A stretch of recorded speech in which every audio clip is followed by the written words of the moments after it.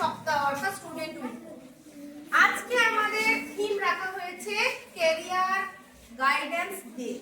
Career guidance day আমরা celebrate করছি।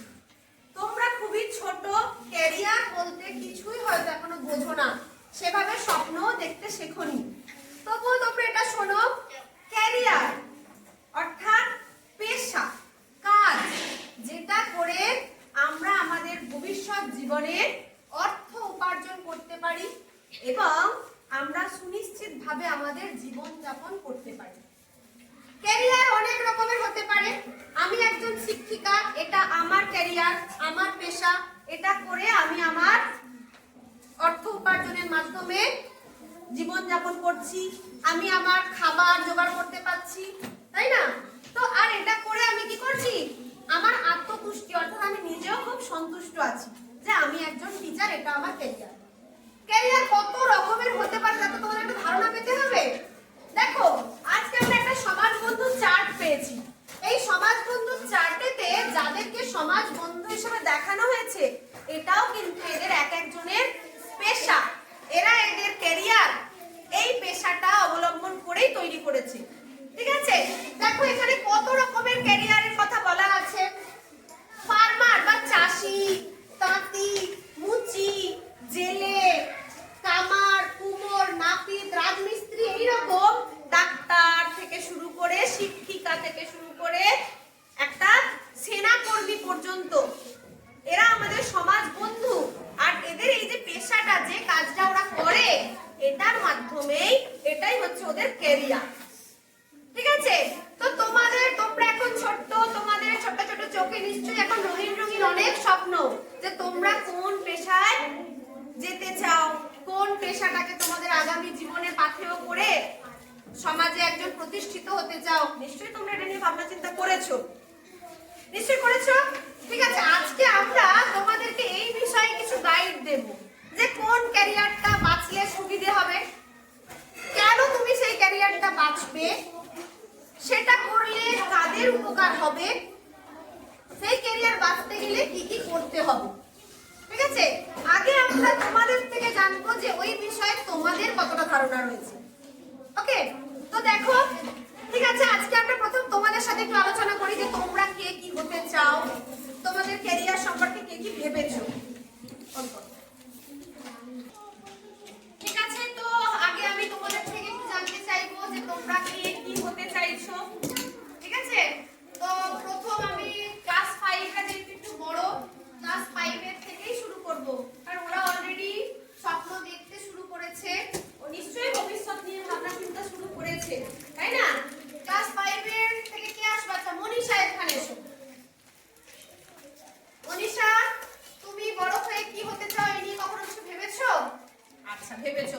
ঠিক আছে, তোমার বন্ধু বান্ধবদের, তোমার ভাই বোনদের একটু বলো দেখি তোমার স্বপ্ন সম্পর্কে, যে তুমি ক্যারিয়ার হিসেবে কি বাছতে চাইছো। আমি বড় হয়ে ডাক্তার হতে চাই। আচ্ছা, তুমি বড় হয়ে ডাক্তার হতে চাও, খুব ভালো কথা। তো কেন তুমি ডাক্তার হতে চাও?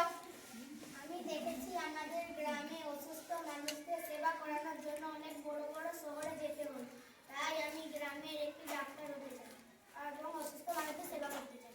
বাহ, খুব ভালো কথা। সত্যিই তাই যে আমাদের গ্রামে আমরা একটা উপযুক্ত ডাক্তার পাই না, কোনো জটিল রোগ হলে আমাদের অনেক দূরে দূরে বাইরের শহরে যেতে হয়, তার জন্য ও ভালো চিন্তা করেছে যে একটা ডাক্তার হয়ে গ্রামবাসীদের সেবা করতে চায়। খুব ভালো। তো তুমি যে ডাক্তার হতে চাও, তার জন্য কতটা পড়াশোনা করতে হয় সেটার কি তোমার ধারণা আছে কোনো? শুনেছো? খুব ভালো। দেখো আজকালকার ছেলেরা কতটা এক্সপার্ট। ঠিক আছে, তার জন্য কি করতে হয় একটু শুনি।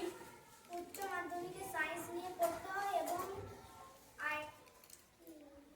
আর হচ্ছে নিট পরীক্ষা দিতে হয়। আগে জয়েন্ট দিতে হতো, এখন সেটাই নিট পরীক্ষা দিতে হয়। ঠিক আছে, তুমি শুনেছো, এটা ভেবে ভালো লাগলো। তোমাদের বয়সে আমরা তো কিছুই জানতাম না, তোমরা স্বপ্ন দেখতে শুরু করেছো, তো খুব ভালো। ক্যারিয়ার গাইডলাইন্স হিসাবে আমি এটা ওকে সাজেস্ট করব যে হ্যাঁ, ও ভাবনাটা ভালোই করেছে, তার জন্য ওকে উচ্চ মাধ্যমিকে সায়েন্স স্ট্রিম নিতে হবে।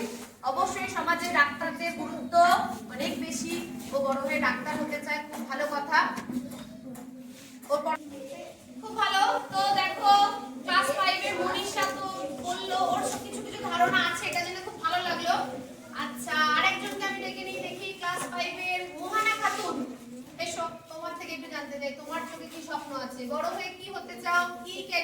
বাঁচতে চাও?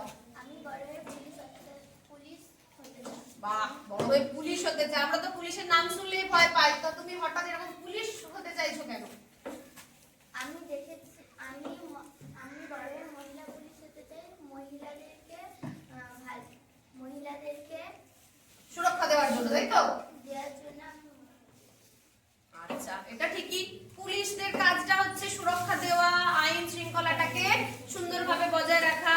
তো একজন মহিলা পুলিশ হয়ে মহিলাদেরকে সুরক্ষা দিতে চাইছে, খুবই ভালো কথা। তো তুমি যে যে পুলিশ হতে চাও, এই স্বপ্নের কথা তোমার বাড়ির লোকেদের জানিয়েছো? জানিয়েছো। তো এর জন্য তো তোমাকে পড়াশোনা করতে হবে। ঠিক আছে, ভালো করে পড়াশোনা করো। অবশ্যই এটা একটা ভালো ক্যারিয়ার। পুলিশদের এই সমাজে অনেক গুরুত্ব রয়েছে। তাদের এই যে জবটা বা এই যে ক্যারিয়ারটা, এটার চাহিদা আগামী দিনেও থাকবে, অতীতেও ছিল। তো এই ক্যারিয়ার যদি করতে পারে খুবই ভালো হবে। ঠিক আছে, তুমি গিয়ে বসো। সব এক এক করে তো তোদের স্বপ্নগুলো জানতে পাচ্ছি, খুব ভালো লাগছে। মেয়েদের থেকে জানলাম, এমনি ছেলেদের থেকে জানি। আচ্ছা সম্রাট, তুমি এসো দেখি। শেখ সম্রাট, তুমি তোমার স্বপ্নের কথা, তোমার ক্যারিয়ার সম্পর্কে কি ভাবছো, তোমার বন্ধু বান্ধবদের জানাও, সাথে সাথে আমরা একটু শুনি। আচ্ছা, ও বড় হয়ে একজন ব্যবসায়ী হতে চায়। সবাই তো ডাক্তার, পুলিশ, নয়তো ইঞ্জিনিয়ার হতে চায়, তা তুমি হঠাৎ ব্যবসায়ী কেন হতে চাইছো?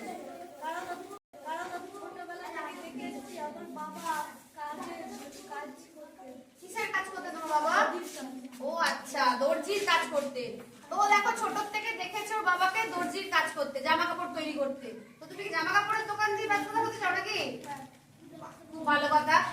তো ব্যবসায়ী হলে পারে কি টাকা পয়সা রোজগার হয়, তোমার ধারণা আছে? টাকা পয়সা রোজগার হয়। আচ্ছা দেখো, একটা অন্যরকম স্বপ্ন দেখলাম। আমি স্বপ্ন দেখিনি, তোমরা দেখছো যে সবাই ডাক্তার, ইঞ্জিনিয়ার হওয়ার স্বপ্ন দেখে। ও চাইছে একটা বড় ব্যবসায়ী হতে। ব্যবসায়ীদের টাকা পয়সা রোজগার হয়, ওর কিন্তু ধারণাটা রয়েছে। ঠিক আছে, খুব ভালো। আচ্ছা বসো, তারপর তোমার এই স্বপ্ন সম্পর্কে বাস্তবায়ন করতে গেলে কি কি ভাবতে হবে, কি কি করতে হবে, সেই বিষয়ে আমরা একটু আলোচনা করবো একটু পরে। আচ্ছা সম্রাটের পর কে আসবে? আচ্ছা রহিম, আসো দেখি। ক্লাস 5 এর রহিম, তুমি বড় হয়ে কি হতে চাও? অভিনেতা হতে চাও। বাহ, খুব ভালো কথা। হঠাৎ তুমি অভিনেতা হতে চাও কেন? আমি অভিনেতা হতে আমি সমাজের মানুষকে খুশি রাখতে চাই। ভালো কথা বলেছে। সত্যি এখন আমরা সবাই এত বেশি চিন্তিত, আমরা খুব স্ট্রেস ফিল করি, যার কারণে লাফিং ক্লাবে যেতে হাসতে। ওর অভিনয়ের মাধ্যমে সবাইকে খুশি রাখতে চায়। সত্যি ও খুব মজাদার একটা ছেলে, কিন্তু আমাদের গোটা ক্লাসকেও মাতিয়ে রাখে ওর অভিনয় দিয়ে, ওর হাসি মজা দিয়ে। এটা যদি ও ভবিষ্যতে করতে পারে, যে ভালো একটা অভিনেতা হয়ে সমাজের মানুষকে হাসি খুশিতে ভরিয়ে রাখতে পারে, এটা অবশ্যই বড় পাওনা। খুব ভালো, তোমার চিন্তা ভাবনাটা খুব ভালো। কিন্তু শুনেছি যারা অভিনেতা হতে চায় তাদের বাড়ির লোক নাকি সাপোর্ট করে না। তো তুমি কি এই বিষয়ে কিছু জানো? তোমার বাড়ির লোক মানবে তুমি অভিনেতা হতে চাইলে? মানবে? তোমার বাড়ির লোককে তুমি বলেছো যে তুমি অভিনেতা হতে চাও? আচ্ছা, অভিনেতা হয়ে তুমি কি হিরো হতে চাও নাকি সাইড রোল করতে চাও? হিরো হতে চাও। বা আগামী দিনের আপকামিং হিরো আমাদের রহিম। খুব ভালো, তোমার এই স্বপ্ন পূরণ হোক। অবশ্যই অভিনেতা এই পেশাটা খুব ভালো পেশা, এর জন্য অ্যাক্টিং করতে হবে, তাই না? প্রশিক্ষণ নিতে হবে, তুমি প্রশিক্ষণ নাও, খুব ভালো। সবার থেকেই তো মোটামুটি জানতে পারছি। আচ্ছা ইসমুন, ইসমুন তুমি কি হতে চাও? এসো, এখানে এসো। তুমি তোমার ক্যারিয়ার গড়ার জন্য কি ভেবেছো? তুমি শিক্ষিকা হতে চাও। আচ্ছা, কি ধরনের শিক্ষিকা হতে চাও? প্রাথমিক বিদ্যালয়ের শিক্ষিকা হতে চাও। কেন হঠাৎ তুমি প্রাথমিক বিদ্যালয়ের শিক্ষিকা হতে চাইলে কেন? সবাই তো অনেক উঁচু উঁচু স্বপ্ন দেখে, তো তুমি এইরকম পথ বেছে নিতে চাইছো কেন?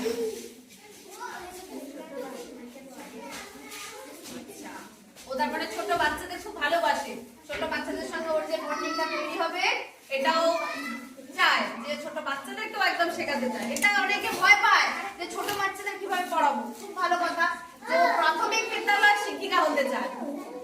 তো প্রাথমিক বিদ্যালয়ের শিক্ষিকা হতে গেলে কি করতে হয় বা কতদূর পড়াশোনা করতে হয় তুমি কি জানো? জানো পড়াশোনা কতদূর করতে হয়? আচ্ছা শুনি একটু, কি জানো? আচ্ছা আচ্ছা, উচ্চ মাধ্যমিক পাস করতে হয়। ও একটা পরীক্ষার নামও শুনেছে, হয়তো বাড়িতে কোনোদিন আলোচনা হয়েছে, শুনেছে যে ডিএলএড কোর্স করতে হয়। এটা একটা কোর্স, তুমি নিশ্চয়ই শুনেছিলে এই নামটা, এটা কি?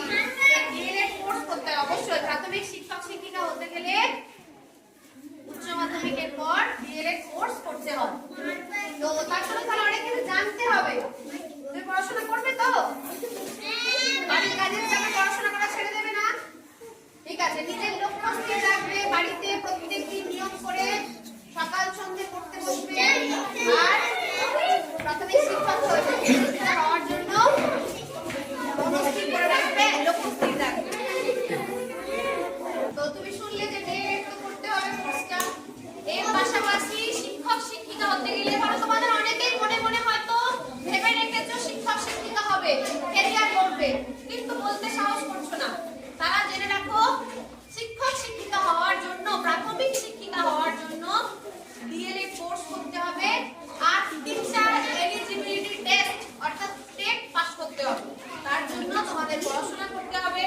এখন আগে ভালো করে বইয়ের পড়াগুলো রীতিমতো খুঁটিয়ে খুঁটিয়ে পড়ে অনেক তথ্য নিজের মধ্যে সঞ্চয় করে রাখো, যার মাধ্যমে তোমরা আগামী দিনে টেট পাস করতে পারবে আর শিক্ষক শিক্ষিকা হতে পারবে।